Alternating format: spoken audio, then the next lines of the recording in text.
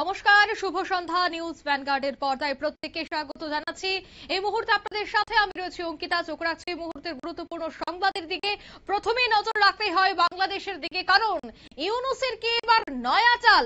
এবার দিল্লিতে চিঠি, হাসিনাকে দেশে ফেরাতে দিল্লিকে চিঠি। মৃত্যুদণ্ডের পর শেখ হাসিনার সম্পত্তি বাজেয়াপ্ত। অশান্ত হয়ে পড়েছে বাংলাদেশ।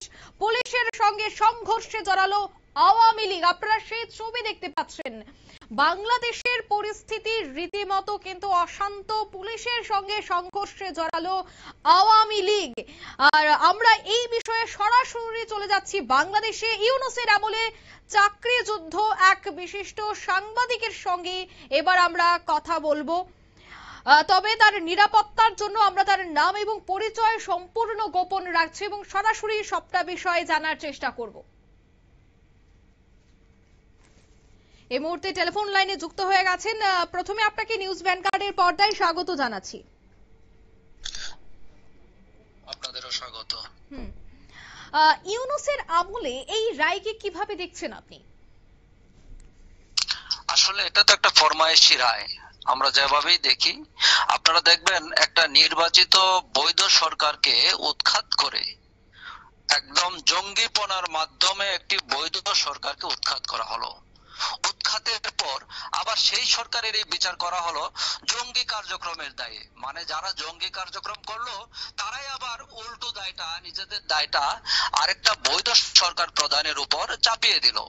এটা বিশ্ববাসী দেখেছে এবং পর্যবেক্ষণ করছে। আপনারা জানেন আজকে একটি ক্যাঙ্গারু কোর্ট, যেটাকে যিনি অভিযুক্ত ছিলেন বাংলাদেশের ক্ষমতাচ্যুত প্রধানমন্ত্রী, যাকে ক্ষমতা থেকে সরানো হয়েছে, তিনি আগেই বলেছিলেন একটি গণমাধ্যমকে সাক্ষাৎকারে, যেটা একটা ক্যাঙ্গারু কোর্ট। ক্যাঙ্গারু কোর্ট আমরা সবাই জানি ক্যাঙ্গারু কোর্ট কি, ক্যাঙ্গারু আদালত কি। তো বাংলাদেশের সেই আদালতটি আজকে প্রধানমন্ত্রী এবং আওয়ামী লীগ সভাপতি শেখ হাসিনাকে মৃত্যুদণ্ড দিয়েছে। আপনারা জানেন যে মৃত্যুদণ্ড কিন্তু আন্তর্জাতিক ভাবেও মৃত্যুদণ্ড নিষিদ্ধ করা হয়েছে। সেই কোর্ট আজকে একজন বৈধ প্রধানমন্ত্রীকে মৃত্যুদণ্ড দিয়েছে। এই রায়ের চিত্রনাট্যটা কি আগেই তৈরি করা হয়েছিল, কি মনে করছেন আপনি? এই রায়টা তো আমরা সবাই জানি যে এই রায়টা একেবারেই চিত্রনাট্যটা শুরু থেকে আমরা বলেছি যে এটাই এই ধরনের রায়টা হবে, এই ধরনের। কারণ সবাই জানতেন, আমরা যারা সাংবাদিক, সাধারণ মানুষ এবং মোট কথা বাংলাদেশের সবাই জানতেন যে এই রায়টা কি হবে। কারণ এটা একটা প্রতিহিংসা পরায়ণ রায়। ওনাকে দেশে আসতে না দেওয়া এবং বাংলাদেশে যাতে আওয়ামী লীগ মাথা ঘুরে দাঁড়াতে না পারে, সেজন্যই এটা একটা ফরমায়েশি রায়, যেটা ইউনূস বাহাদুর, মানে একটা মহাজনী সরকার বলি আমরা, সুদী সরকার, মহাজনী সরকার, যিনি সুদের ব্যবসা করেছেন, সেই সরকারের কাছ থেকে এর চাইতে আর কোনো ভালো রায় আমরা আশা করিনি। সামনেই তো সম্ভাবনা রয়েছে বাংলাদেশের নির্বাচনের, তাই কি নির্বাচনের আগ মুহূর্তে আওয়ামী লীগ যেন সরাসরি নির্বাচনে যোগদান না করতে পারে, তার জন্যই কি এই রায়, কি বলবেন? একেবারে একদম একদম এটা হলো আওয়ামী লীগকে ঠেকাতে এই কাজটি করা হয়েছে, যাতে আওয়ামী লীগ নির্বাচনে অংশগ্রহণ করতে না পারে এবং তারা একটা কথিত একটি নির্বাচনের মাধ্যমে তারা তাদের পছন্দ মতো একটি সরকার বাংলাদেশে চায়। এবং এখন যারা দায়িত্বে, ওই 24 অগাস্টের জঙ্গিপনার পর যারা দায়িত্ব নিয়েছে, সেই তারাই আবার সেফ এক্সিট নিয়ে, আপনারা জানেন কিছুদিন সেফ এক্সিট একটা শব্দ, খুব ভুল প্রচলিত শব্দ। যারা ক্ষমতায় আছে তারা তাদের নিজেদের অপরাধ ঢাকতে এবং সহজে সরে যেতে, যাতে তাদের ভবিষ্যতে কোনো নিরাপত্তার ব্যত্যয় না ঘটে, তাদের ব্যাপারে কোনো আইনগত ব্যবস্থা না নেওয়া হয়, সেজন্যই তারা একটা সেফ এক্সিটের দিকে তারা ঝুঁকছে। কারণ তারা জানে আওয়ামী লীগ ক্ষমতায় যদি নির্বাচনে অংশ নেয় তাহলে তারা আবার ক্ষমতায় আসবে এবং তারা আওয়ামী লীগ কোনো সময় এসব জঙ্গি কর্মকাণ্ডকে সমর্থন করবে না এবং যারা এই ধরনের কর্মকাণ্ডের সঙ্গে জড়িত ছিল তাদের প্রত্যেককেই আইনের মুখোমুখি দাঁড় করাবে। সেজন্যই তারা এই আজকের এই রায়ের মাধ্যমে শেখ হাসিনা এবং আওয়ামী লীগকে নির্বাচন থেকে সরানোর জন্যই তারা এই রায়টি দিয়েছে। এবং বাংলাদেশে আপনারা দেখছেন বাংলাদেশের পরিস্থিতি কি, কি পরিমাণ বাংলাদেশে অশান্ত কি পরিমাণ অশান্ত, বাংলাদেশে কি পরিমাণ খুন হচ্ছে, বাংলাদেশে কি পরিমাণ জঙ্গি কার্যক্রম হচ্ছে, এবং বাংলাদেশে এখনো পর্যন্ত কি কত পরিমাণ সংখ্যক সেনা নামানো হয়েছে কিছু কি জানা গেছে? আজকে রায়ের জন্য তো 13টি বিজিবির 13টি ইউনিট কাজ করেছে আজকের এই রায়ের, এবং আপনারা জানেন ধানমন্ডি 32 নাম্বার, যেটা বাঙালির আবেগের সঙ্গে জড়িত, বঙ্গবন্ধুর বাঙালির বাংলাদেশ জন্মের আতুর ঘর যাকে বলা হয়, সেই বঙ্গবন্ধুর ইতিমধ্যে ভেঙে ফেলেছে তারা গত 5 ফেব্রুয়ারিতে সেই পুরা বাড়িটি। আজকে আবার কিছু ছাত্র জনতার নামে কিছু উচ্ছৃঙ্খল জঙ্গি, যাদেরকে এখন আর আমাদের মিডিয়াগুলো জঙ্গি বলতে পারে না, আমাদের মিডিয়াগুলো ওইভাবে বলতে পারে না, তারা লেখে ছাত্র জনতা, আসলে এরা প্রত্যেকটি এক একটা অর্থাৎ জঙ্গি। আপনি কি বলতে চাইছেন যে সংবাদ মাধ্যমের উপরও এক প্রকার চাপ ফেলা হচ্ছে? সংবাদটা তো বটেই, কারণ আমরা দেখবেন আপনারা যারা জঙ্গি কার্যক্রম বাংলাদেশে পরিচালনা করতেছে, তাদেরকে যারা মব করছে, তাদেরকে কোনো সময় তাদেরকে জঙ্গি বলা হয় না, তাদেরকে অমুক দলের অনুসারী বলা হয় না, তাদেরকে স্রেফ একটি শব্দ ব্যবহার করে, ছাত্র জনতা। আসলে আপনি দেখবেন খোঁজ নিয়ে 5 আগস্টের পর থেকে বা গত জুলাইয়ের 16 তারিখের পর থেকে, 16 জুলাই 2024 পর থেকে যারা এইসব কর্মকাণ্ড করেছে, তারা প্রত্যেকেই একটি আদর্শের অনুসারী।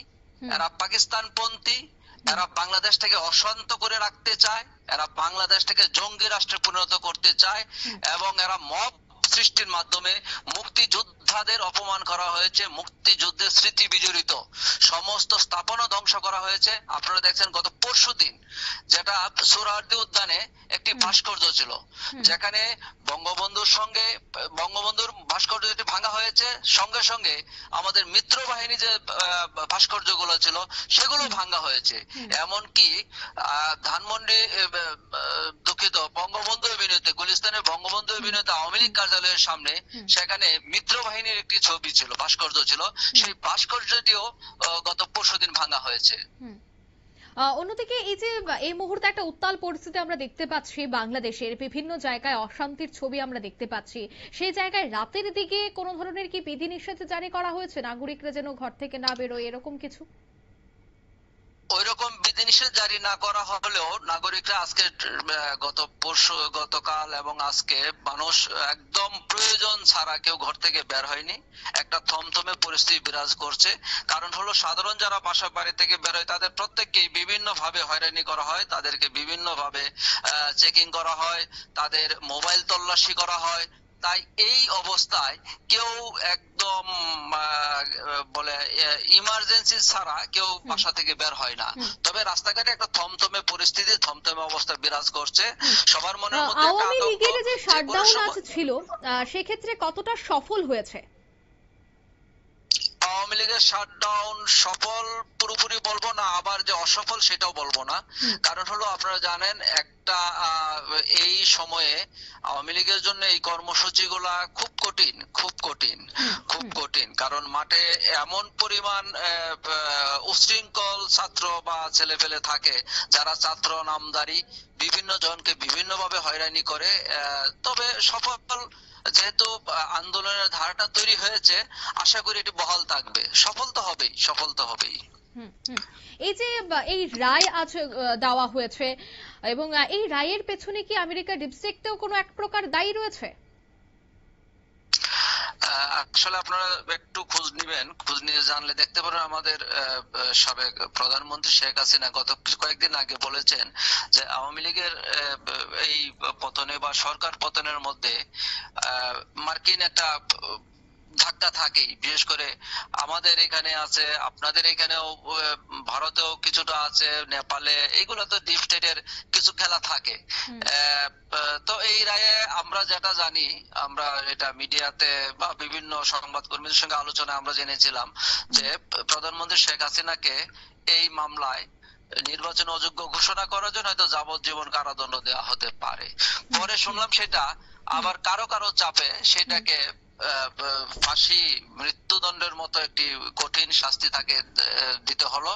এবং এই রায়টি আপনারা জানেন মাত্র 3 দিনে 453 পৃষ্ঠার একটা রায়, এটা মনে হয় ইতিহাসের রেকর্ড যে মাত্র 3 দিনে 453 পৃষ্ঠার একটি রায় লেখলো আমাদের এই ক্যাঙ্গারু কোর্টের বিচারপতিরা।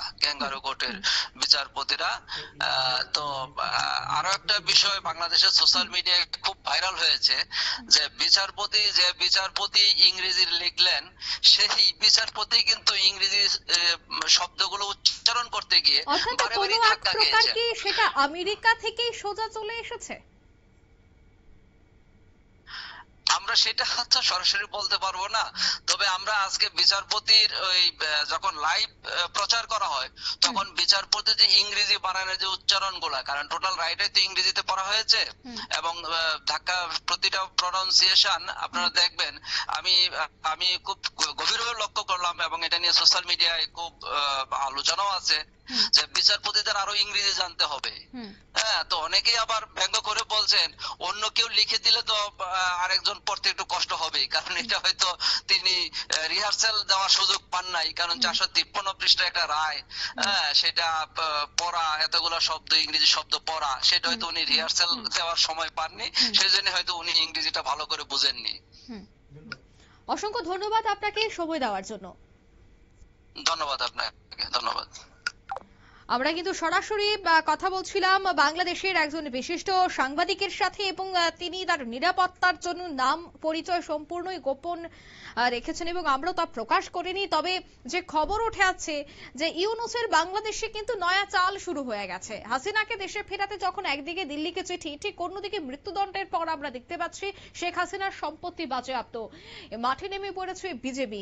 সবটা ক্ষেত্রে কিন্তু অশান্ত বাংলাদেশ। তবে এর পেছনে অভিযোগ রয়েছে যে আমেরিকার একটা হাত রয়েছে। তবে যাই হোক, এই যে রায়, এই রায়ের পর বাংলাদেশ আর কতটা উত্তাল হয়, আওয়ামী লীগকে এই রায় মেনে নেবে, আগামীতে কি পরিস্থিতি তৈরি হয় বাংলাদেশে, সেটাই দেখার। নিয়ে নিচ্ছি ছোট্ট একটি বিজ্ঞাপন বিরতি, সঙ্গে থাকুন।